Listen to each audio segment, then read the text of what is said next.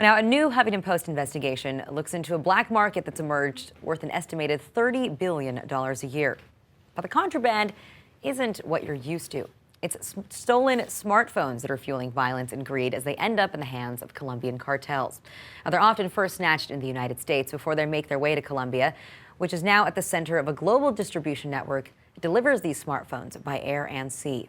While we consumers here in the United States can pay as little as $200 for a device, they're hot commodities in other countries and can go for up to $2,000 in places like Hong Kong and Brazil. But the situation is also making it dangerous for average Colombians to even walk on the street holding a phone. At least 20 people were killed last year over their phones. So here to tell us more is HuffPost tech reporter Jerry Smith. Jerry, thanks for being here. Thank you. It's really fascinating and scary to read about this. And so, sure, I guess it makes sense that if it's lucrative, then why wouldn't cartels get involved in a black market, selling stolen smartphones too? But why else do you think that this is something that's really bubbling up? I mean, is it a lot less risky? Yeah, I mean, I went down to Colombia and spoke to law enforcement officials there.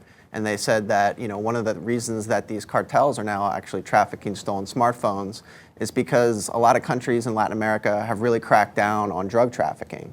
And so trafficking stolen smartphones is not something that law enforcement in Latin America really has their eye on. And so these guys are actually trafficking these phones in all sorts of interesting ways. They'll actually take apart the phone and just smuggle the motherboards, those computer chips in the phone between countries. They'll have secret compartments in suitcases or jacket linings, or they'll ford rivers between the Colombian and Venezuela border. So they're smuggling these phones all throughout South America. And what I found particularly interesting is that Colombian police have actually intercepted shipments of stolen phones from America.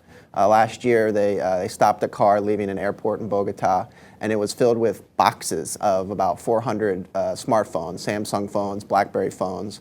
And it turns out they were listening to wiretap conversations of these traffickers and found that the phones were coming from Miami. So it kind of, the cocaine trade for decades has sort of gone from south to north, and coca-producing countries like Colombia would grow it, and then it would end up in America. And this is kind of, the smartphone trade is actually in reverse, where in some cases, phones from the United States are being stolen on the streets of American cities and then ending up in Latin America. So it's going the other way around. And is that just because so many people have smartphones in the United States too? I mean, because they're, it's not the same as we mentioned there earlier. No, it's becoming actually very dangerous for people, and people are losing their lives on the streets of Colombia if you happen to, if someone tries to hold you up or even robs you or kills you just to get their hands on your phone. I guess here we do have the same kind of crime in cities, but it's also, you're much more likely to just see people walking around with their phones out. Right. I mean, it's actually much more violent in Colombia than it is in the United States. More than at least 20 people have been killed in Colombia in the last 2 years for their smartphone in robberies. One of the reasons actually is that when people get held up at knife point or gunpoint, they don't give up their phone. They don't just hand over the phone to the thief and say, here, take it. These phones are so important to people. They have their whole life on their phone, all their emails, all their contacts, photos, that even when someone's got a gun or knife in their face, they're putting up a fight. And when they put up a struggle, police have told me that's when a lot of these people are actually getting killed. And so what are they doing differently,